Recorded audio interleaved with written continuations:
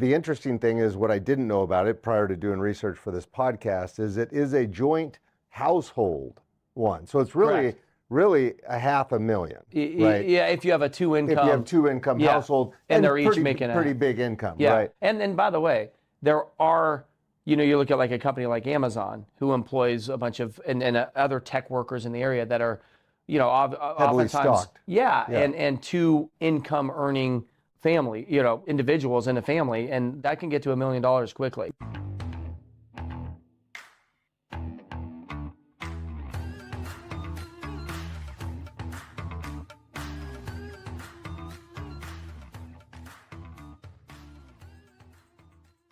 Welcome to our Industrial Advisors podcast. You have Bill Condon and Matt McGregor, and today we're going to be talking about the proposed Washington State proposed Washington State Millionaires tax. So let's start by talking about what it is, right? So it's a 9.9% proposed tax on earners of $1 million and greater in Washington State. Well, it is that, but it's way more complicated than that, as you know, and as the listener will find out in this podcast. So without trying to take sides, I think it'll be obvious what side of it we're on, but for what reason, right? First, when you say that, the interesting thing is what I didn't know about it prior to doing research for this podcast is it is a joint household one. So it's really a $500,000, right? Yeah, if you have a two-income. If you have two-income household, and they're each making a pretty big income, right? And then, by the way, there are, you look at like a company like Amazon who employs a bunch of and other tech workers in the area that are,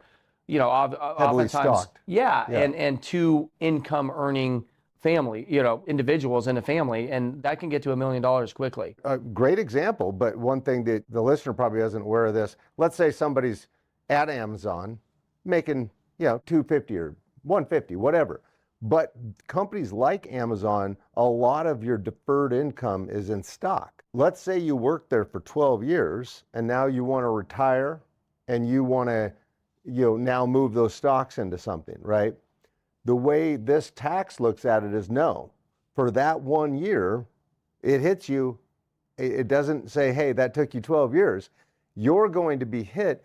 And if you live in Seattle, this is the interesting thing, once again, the listener will learn in this podcast in detail, is if you're a Seattleite, it's closer to 18% if you hit that one-time year, right? Right. Or if you hit it every year for those individuals that are in that bracket. Why is that? Because it's a 10% state tax, but then in Washington, there's 3 different taxations that will hit you that will be 18% for those earners before you get into the federal government part. So you're talking 55 to 60% income tax, and it'll hit Seattle higher than New York or California by a significant amount. It'll be the #1 taxed state in the union. Yeah, so the other things you were referring to is you have the Millionaires tax, which is 9.9. You have the Seattle social housing tax at 5%. Seattle Jumpstart payroll tax, top tier of tax bracket, 2.4%. That's right. And then you factor into your point, just the federal income tax,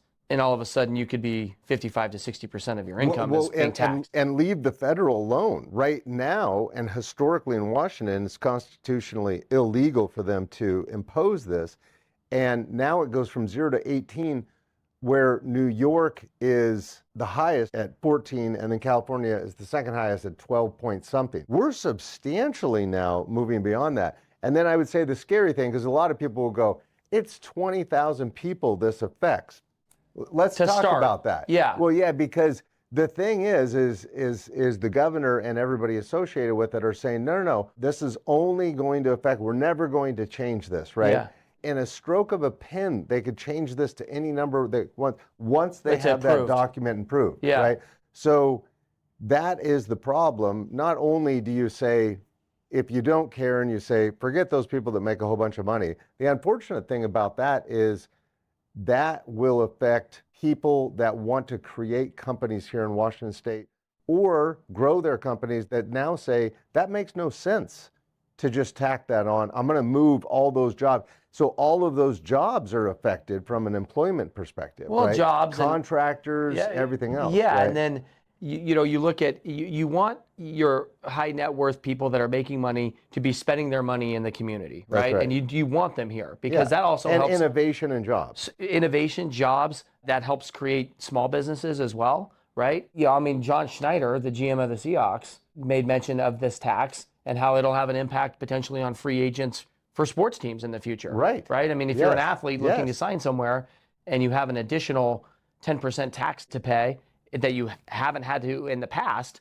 right? Like that is something that they're going to look at. Yeah. And then you're going to, on the commercial real estate side, you could potentially have an exodus. We have a client that is now selling properties because, and I specifically asked this, I said, well, why don't you do what all the other, rich people do, which is, go live in one of your other houses and just enjoy the income. That's not the way this is written. So if the income is derived in Washington, let's say you go to a zero tax base place like Nevada. So historically, when it happened in California or New York, when they threw on all these taxes and the millionaires moved out, that revenue 100% moved out. In this case, they're saying, no.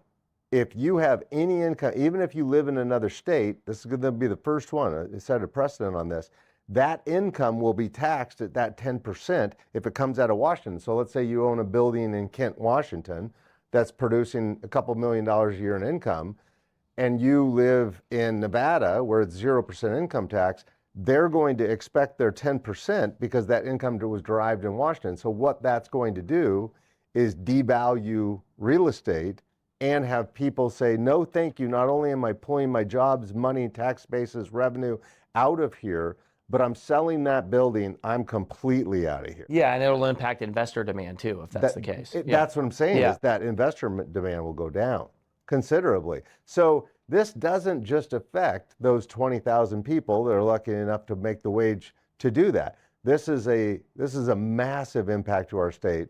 And there's no question, I think, in our minds that it not only will affect the state, and the evidence is already there with New York and California, but it will affect people of much lower income. That's right. I mean, and to your point, it creates one of the highest marginal tax rates in the U.S. if all this stuff gets pushed through. In a state that our innovation has created unbelievable companies. Oh, great education here, UW, all the surrounding universities. Yeah. And innovation and tech and all these really awesome things. Yeah, you got Starbucks moving out. Jeff Bezos already moved out. Yeah, so it's like we want to keep the innovative minds here. And, those folks that have already started companies and built these incredible businesses that have created a bunch of jobs, we want to keep them here. We don't want them moving out. So we'll have more of an in-depth look at this.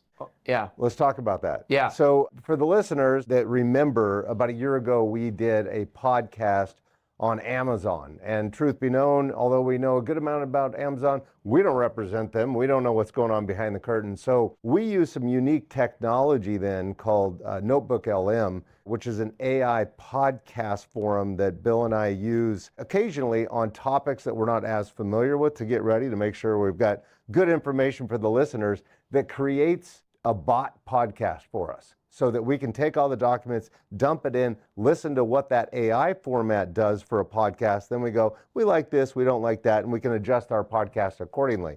Well, in the case of the Amazon one, it was so detailed of stuff we didn't know a lot about. We decided to show the technology and let the bots do our podcast, right? Yeah. That was, for the listeners that want to go back, I think it was in early 2025. But in any event, this was another one. Look, we're real estate brokers. We're not tax consultants, tax attorneys. Yeah. So we read some stuff to know enough, and we heard enough of our customers complaining about it to go, hey, we should do a podcast on this because this is a relevant topic for commercial real estate. So we use that LM Notebook AI podcast format to take all the documents to get us ready for this podcast. We dump it in there, and it creates this AI podcast with bots, okay? And we decided for the rest of this podcast for you to enjoy the detail from these AI bots. So the voices doing the rest of this podcast are not real, they were bots. And this entire thing was created with about 15 documents. I dumped into the AI format and it created this podcast in about 10 seconds.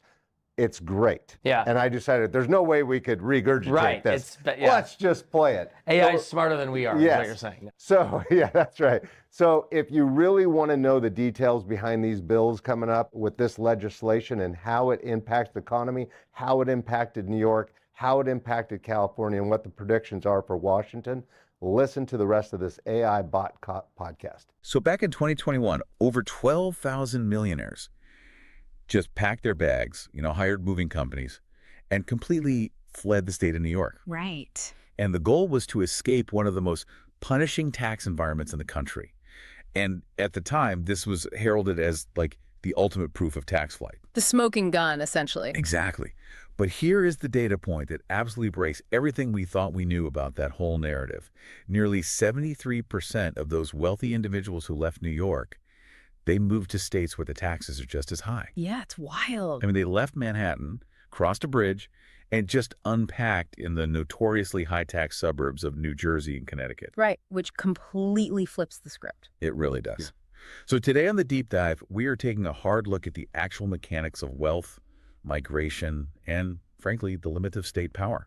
Welcome to the show. Glad to be here. We've got a lot to get through today. We really do. So we're looking at this massive, real-time test case that's unfolding right now in the Pacific Northwest. We're talking about Washington State's unprecedented millionaires tax. Officially is Senate Bill 6346. Right, SB 6346. So the mission of this deep dive, and we've got a whole stack of sources here, including a quantitative briefing on the bill itself, plus some really dense national policy reports on wealth migration from California and New York. Which presents some very conflicting viewpoints, I should add. Oh, absolutely. Yeah. And just to be clear for you listening, we're not taking sides here. The sources have a lot of politically charged angles from different think tanks, but we are just going to impartially analyze the data they've provided. Just sticking to the numbers. Exactly. We are going to unpack the exact nuts and bolts mechanics of how this new Washington legislation works, how the ultra-wealthy are, frankly, actively restructuring their assets to avoid it, and whether that traditional threat of the rich just packing up their laptops and leaving actually holds water in a post-remote work economy. It's the perfect storm of policy and mobility. Okay, let's unpack this. Because looking at the landscape, Washington isn't just tweaking a tax bracket here. They are attempting to fundamentally rewire the financial ecosystem of a major tech hub. They are, and it really serves as a laboratory for every other municipality in the country. I mean, they are all watching to see if this model holds up. Because the stakes are huge. Exactly. What we are witnessing is a collision between aggressive municipal revenue generation and, well, the hypermobility of modern wealth. Right. Historically, if you were, say, a top executive in finance, you had to be anchored to Wall Street. You had to physically be there. Right. Or if you were a senior engineer at a major tech firm, you had to physically badge into a campus in Seattle or Silicon Valley. Your income was geographically captive. Not anymore. No, not at all. Today, we're testing the absolute limits of state-level taxation in an era where the people being taxed they've never had more leverage to simply optimize their residency based on a spreadsheet. Right? They can just pick up and go. So let's get right into that spreadsheet. The core metric driving everything we are discussing today is this 9.9% state tax on household income above $1 million. The headline number. Yeah. And right out of the gate, there is a massive misconception we need to clear up. Because the political rhetoric, the headlines, they constantly refer to this as the Seattle Millionaires tax. Which is very misleading. Extremely. I mean, if you are a listener sitting in Spokane, or maybe you're running a logistics company down in Vancouver, Washington, this dragnet still catches you, right? Precisely. The Seattle label is really just political shorthand. Because that's where the money is. Exactly. King County is the economic engine generating the vast majority of this projected revenue. But the jurisdiction of SB 6346 is statewide. It applies to every single resident. Wow. And critically, it also applies to non-residents who derive Washington-sourced income above that $1 million threshold. Oh, so you can't even just live in Idaho and commute over the border and escape it. Nope. If the income is sourced in Washington, they tax it. That is a massive net. But when you look at the concentration of who actually pays this, the numbers are incredibly narrow. Very narrow. We're looking at roughly 21,000 filers. Yeah. To put that in perspective for everyone listening, That is less than 0.5% of all households in Washington state. It's a microscopic slice of the population. Right. And the state is pinning a revenue projection of, what, $3.4 to $3.7 billion annually on a group of people small enough to fit inside a mid-sized basketball arena. Though, to be fair to the data, the adjusted models, the ones taking behavioral economics into account, they suggest that revenue might actually land closer to the $2 to $2.8 billion mark. Because people will react. They'll change their behavior. Exactly. But regardless of the final yield, this tax doesn't exist in a vacuum. It sits on top of an existing framework. Oh, man, the framework. Right, and that framework is what wealth advisors are now referring to as the Seattle tax stack. The Seattle tax stack. Okay, explain this, because the numbers here get crazy. Really do. If you are a high-wage earner in Seattle, you aren't just absorbing a 9.9% hit. You are dealing with a cumulative compounded burden. A layer cake of taxes. Let's break down the mechanics of this stack for, say, a top-tier W-2 earner. First, you have this new 9.9% state tax on your income over $1 million. Okay, that's layer one. Right. But then the city of Seattle layers on its own levies. You have the Seattle social housing tax, which aggressively targets compensation over $1 million. And what's the rate on that? That's at a 5.0% rate. Okay, so we're already at basically 15%. Right. Then you hit the top tier of the Seattle Jumpstart payroll tax, Which is another one. adding another 2.4%. Wow. And finally, you have the WA Cares payroll tax, which takes a flat 0.58%. So when you stack all those together, wait, let me just add that up. A Seattle-based W-2 earner clearing over $1 million is looking at a combined top marginal rate of over 18%. Greater than 18%, yes. Yeah. Just at the state and local level. That is like having an invisible business partner who just skims nearly a fifth of your paycheck without doing any of the work. It's a leaky bucket where every single jurisdiction is, drilling its own separate hole. And that 18% is before the federal government even enters the room? Oh, exactly. If we connect this to the bigger picture, the federal burden turns that leaky bucket into an absolute sieve. Break that federal part down for us. So the top federal bracket sits at 37%. Then you factor in FICA and Medicare, which run at least 2.35% for high earners. Okay. And if any of this income is investment-based, you trigger the net investment income tax. Which adds what? Another 3.8%. So if you're a Seattle executive or a tech founder clearing $2 million, you are facing a combined marginal tax rate of 55 to 60%. Oh my God. Every dollar earned over that threshold means more than half immediately vanishes into the tax apparatus. I mean, that crosses a massive psychological barrier, doesn't it? It's one thing to pay heavy taxes, but it's another to sit down, do the math, and realize you keep less of your dollar than the government does. It completely shifts your mindset. Let's anchor this 18% local stack against, like, the historical heavyweights. Because you listening, you probably assume California and New York are the absolute ceilings for taxation in America. That's the common perception. Right. But look at California. Their top marginal rate sits at 13.3%. New York City, if you combine the state and the city, hits roughly 14.8%. Yep. With this new legislation, Seattle, a city that has spent decades marketing itself as this business-friendly, no-income tax haven, they now significantly exceed both of those jurisdictions. For sheer wage income, Seattle has quietly built the highest top marginal rate in the United States. Which is just staggering. And it fundamentally alters the risk-reward calculus of living there. I mean, when the cost of doing business in a specific geography jumps that violently, capital doesn't just sit still and absorb the blow. It seeks shelter. Exactly. Capital is fluid. Which brings us to, and here's where it gets really interesting, the most counterintuitive carve-out in this entire piece of legislation. The real estate exemption. Yes. If wage income, like your salary, your RSUs, your cash bonuses, is getting hammered at 18% locally, you'd assume wealthy people are looking for places to park their money. Right. And the legislation actually encourages this. SB 6346 explicitly exempts real estate gains from the tax base. Which is a huge detail. It's massive. You can sell a $50 million commercial high-rise in downtown Seattle, or, I don't know, a waterfront compound on Mercer Island. Yeah. And the capital gains from that specific transaction are entirely shielded from the 9.9% tax. It is a massive structural decision by the legislature. And to understand the mechanics of why they deliberately protected real estate, while placing a giant target on liquidity, you have to look down south. At Los Angeles. Exactly. You have to look at the catastrophic failure of Los Angeles' Measure ULA. Which people often call the mansion tax. You're right, the mansion tax. And Los Angeles took a totally different approach, right? Right. Because they didn't tax income, they taxed the transaction itself. Measure ULA implemented a transfer tax on the sale of high-value real estate.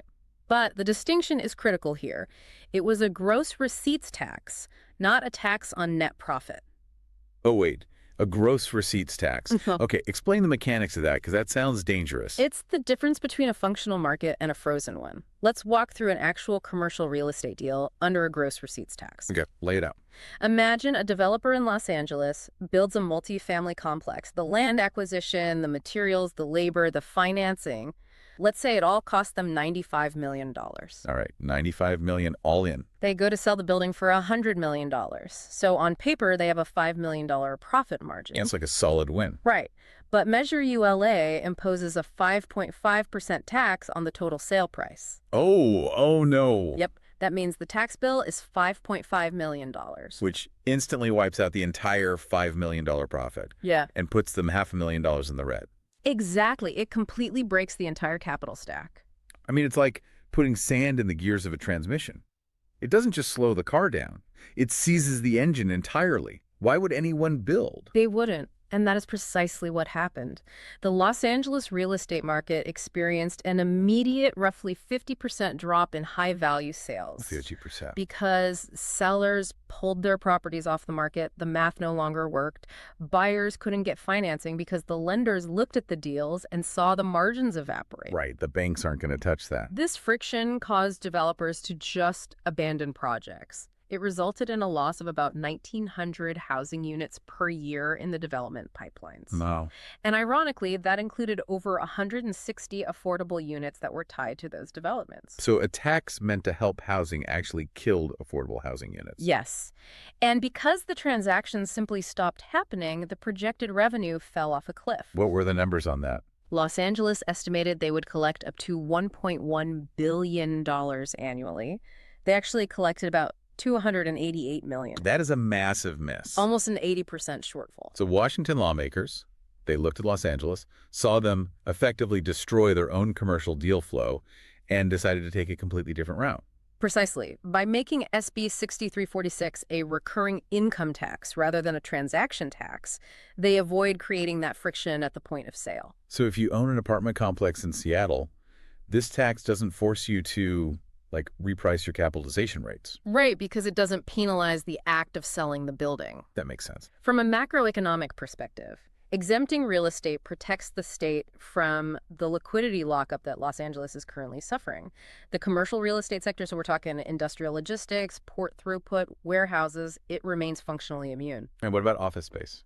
Well, office space is already fighting existential headwinds from remote work and AI, so this tax is really a non-factor there. They have bigger problems. But wait, the luxury residential market isn't entirely insulated, is it? No, not at all. Because while the physical properties aren't taxed, the people who buy those properties are the exact 21,000 filers being targeted by the income tax. You're hitting on the exact vulnerability. Right. Like if you look at the East Side luxury corridors, Bellevue, Mercer Island, Medina, Connor, the absorption depth of that specific housing market relies entirely on this microscopic pool of buyers. This is the second order effect that real estate analysts are, aggressively modeling right now. If even 5% of those 21,000 taxpayers decide that an 18% local tax stack is just too punishing. And they migrate out of Washington. Right. If 5% leave, that is 1,050 ultra-high net worth households permanently removed from the buyer pool. Wow. Over 1,000 buyers just gone. And when you extract 1,000 buyers from a highly concentrated luxury ecosystem, the days on market metrics skyrocket, and the price ceilings inevitably begin to compress. So the house itself is safe from the tax, but the buyer is gone. Which pivots us perfectly into the logistics of leaving. Right. Because for those buyers, right now, the clock is ticking. Loudly. The tax goes into effect on January 1st, 2028, with the first payments actually due in 2029. Right. So as of March 2026, we are sitting inside a 22-month planning window. If you are sitting in a family office or an accounting firm in Seattle right now, you are debating the political fairness of the tax anymore. No, the politics are over. You are executing behavioral math. The 22-month window is critical because establishing a defensible change of domicile is a highly scrutinized, very rigorous legal process. You can't just fake it. No. Oh. You cannot simply rent a condo in Incline Village, Nevada on December 28th and claim you've moved. Washington's Department of Revenue will audit that aggressively. They track everything. They do. The migration calculus requires severing ties. It means moving your primary residence, shifting your voter registration, transferring your bank accounts, and physically relocating your family. And we're already seeing the leading edge of this, right? I mean, the physical relocation play is pretty straightforward. Yeah. You just map the distance to zero income tax states. Right. You look at the geography. Nevada is 775 miles away. Wyoming is 830 miles. Texas is further down, at 150 miles? Yep. And you see public examples of this playing out right now, like the CEO of Moment explicitly announcing the relocation of both himself and his entire company to Wyoming. We're going to see more of those announcements. But physical relocation is really only an option for those who are unencumbered. Right. What if you can't leave? Exactly. What if you are an executive whose physical presence is mandated at a Seattle headquarters? Or what if your children are in their junior year of high school and you don't want to pull them out? Yeah, you're stuck. If you cannot leave the geography, your advisors immediately shift to income timing strategies. Pulling the future forward. Yeah. So if you are a startup founder and you're planning a massive liquidity event like selling your company or taking it public in 2028, you are suddenly highly incentivized to accelerate that timeline. Push it into 2027. Right, into 2027 to recognize the cash while the state tax rate is still zero. But here's the thing. Founders have control over their timelines. The W-2 tech employee does not. And that is a huge problem. Let's talk about how this impacts the rank-and-file tech sector. A massive percentage of total compensation in this ecosystem is paid in restricted stock units, or RSUs. This introduces what compensation analysts call lumpy vesting risk. Lumpy vesting risk. I love that term, but it sounds terrifying. It is if you're on the wrong side of it. Yeah. The structure of this tax fundamentally misunderstands how tech compensation works. Okay, give me an example. Imagine a mid-level engineer. They make a base salary of, say, $200,000. Okay, totally normal. They are nowhere near the $1 million threshold. But they joined a startup 4 years ago, and they've been accumulating equity on a standard 4-year vest. Right, just holding on to paper money. Then, in year 5, the company goes public or gets acquired. And suddenly, all of that illiquid paper wealth crystallizes at once. In one single calendar year, their income spikes from $200,000 to $1.5 million. Exactly. And for that single year, the state of Washington classifies them as an ultra-wealthy millionaire. They hit them with a 9.9% tax on the overage. On that $500,000 above the line. Right. But this wasn't sustained wealth. It was an anomaly triggered by an event the employee had zero control over. They didn't pick the IPO date. No, the board did. So they are being penalized at an ultra-wealthy rate for a once-in-a-decade liquidity event. And after that year, their income immediately reverts back to a standard engineering salary. Wow. It's effectively punishing a single year of explosive success that probably took half a decade of grinding to build. It's a huge blind spot in the policy. And the mechanical flaws in the legislation don't stop there. I mean, the marriage penalty embedded in this bill is staggering. It really is. Let's walk through the math on this, because honestly, it feels like a drafting error that somehow made it into law. The $1 million threshold is a static line, right? Yeah. It applies to a single filer. But it also applies to a dual-income married couple. It is a textbook example of what happens when state legislation awkwardly piggybacks on federal tax definitions without adjusting the brackets. It's this lazy drafting. Basically. A state wants to simplify compliance, so they tie their tax triggers to the federal adjusted gross income, or AGI. Right. But by doing so without creating a separate doubled threshold for married couples filing jointly, say, bumping the line to $2 million, they create a perverse incentive. So if you have two partners, Right. and they each make $600,000, which is exceptional income, obviously, but entirely realistic for two senior tech workers at Amazon or Microsoft. Very common in Seattle. Right. So as two single individuals, they pay absolutely nothing in state income tax. Right. Zero. Neither one crosses the $1 million line. But if they sign a marriage certificate, their combined household AGI becomes $1.2 million. Yeah. They are now $200,000 over the threshold.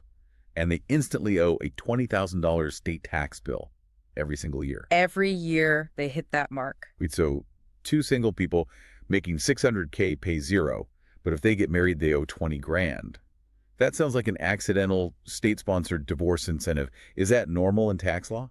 It happens, but usually not with stakes this high, which is exactly why the structural planning phase is so frantic right now in Seattle. You literally have wealth advisors mathematically proving to clients that getting legally married is a six-figure financial mistake over a 5-year horizon. That is insane.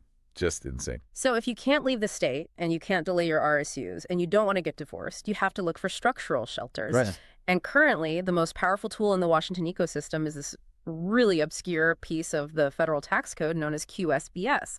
QSBS, Qualified Small Business Stock, specifically Section 1202 of the Internal Revenue Code. That's the one.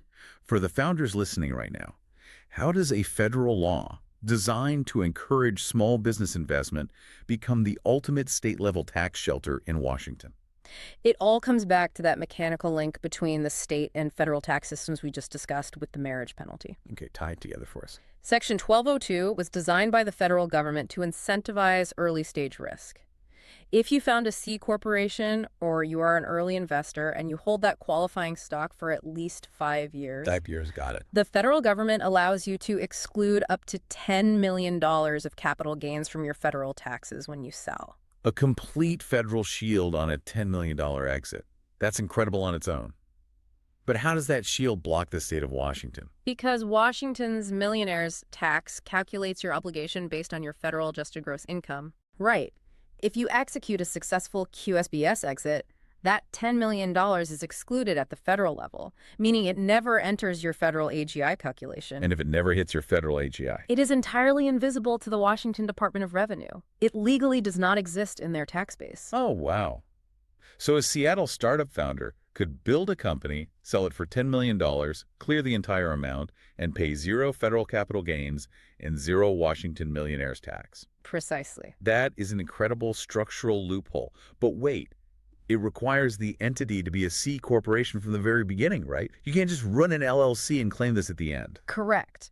Which is exactly why corporate attorneys in Seattle are currently working overtime executing LLC to C Corp conversions for their clients to start that 5-year holding clock right now. Got to get the clock ticking before 2028. But this strategy carries immense legislative risk. How so? The state lawmakers in Olympia are acutely aware this loophole exists. They aren't blind to it. During a recent session, they introduced Senate Bill 6229.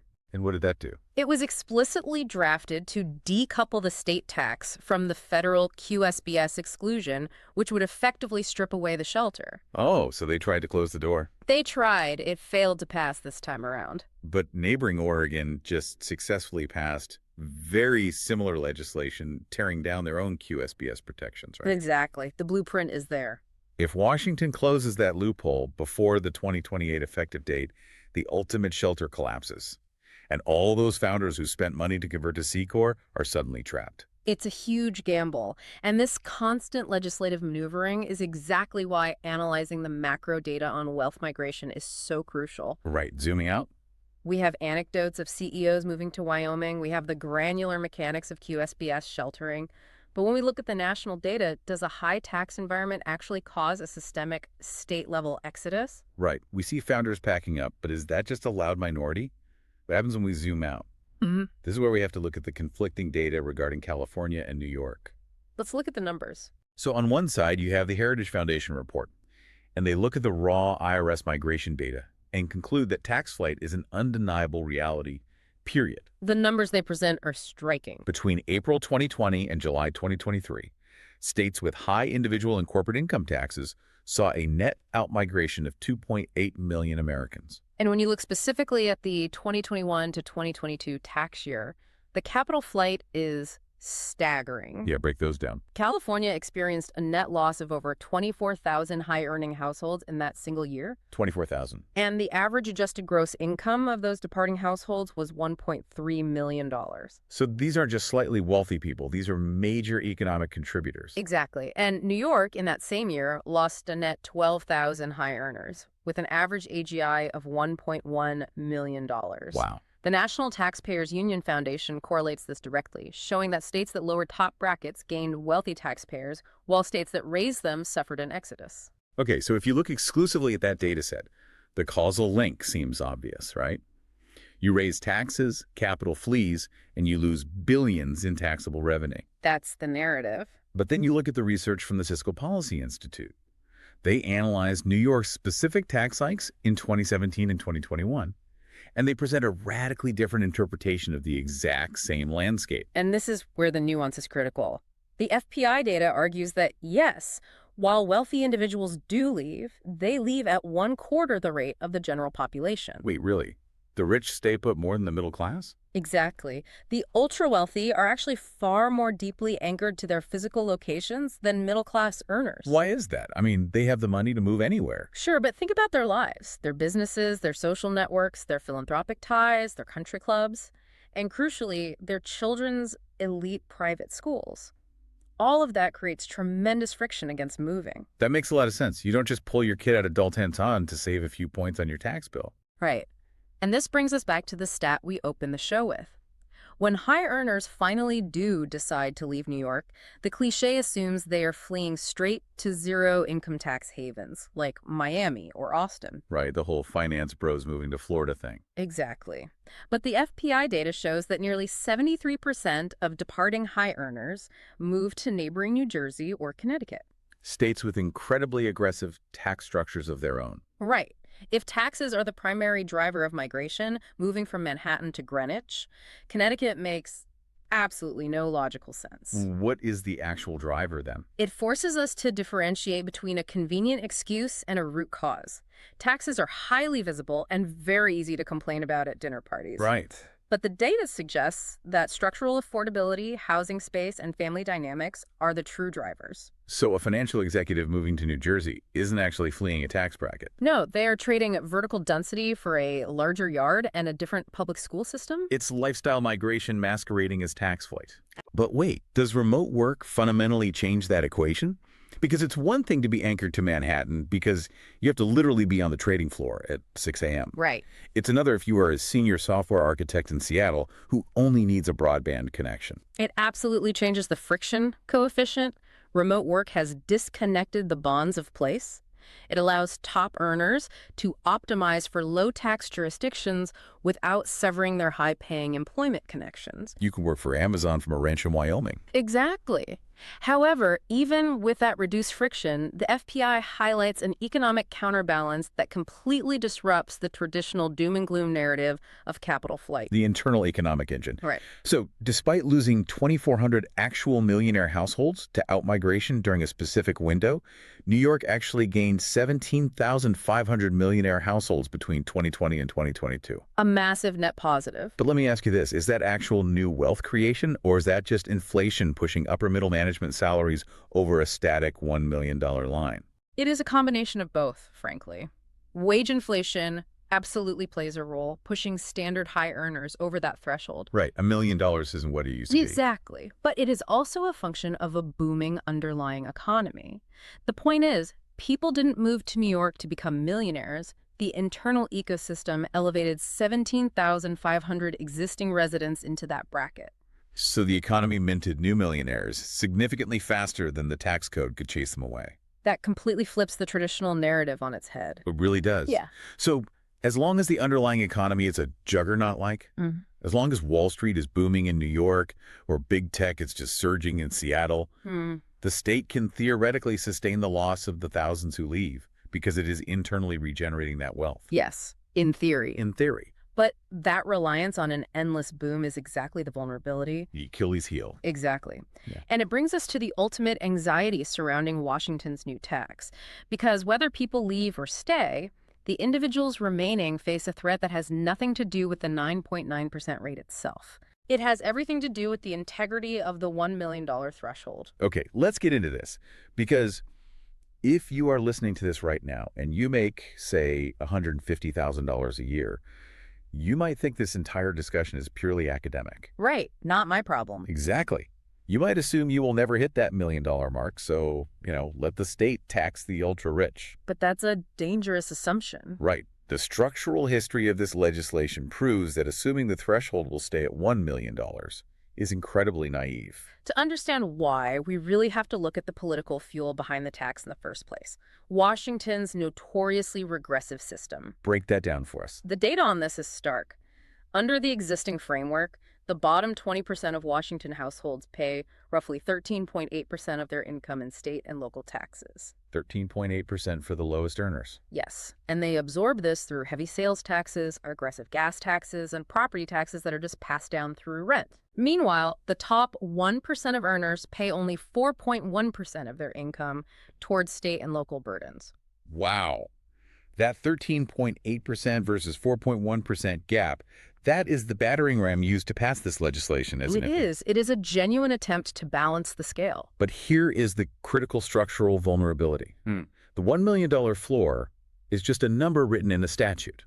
It does not require a constitutional amendment to alter. This is the fundamental precedent problem. The camel's nose under the tent. Exactly. Once the bureaucratic machinery to collect a personal income tax is built, staffed, and turned on, tweaking the dial requires minimal political friction. Because the hard part is already done. Right. And we have historical proof of how rapidly the Washington legislature can pivot on this exact issue. The 2024 initiative? Yes. In 2024, the legislature codified Initiative 2111.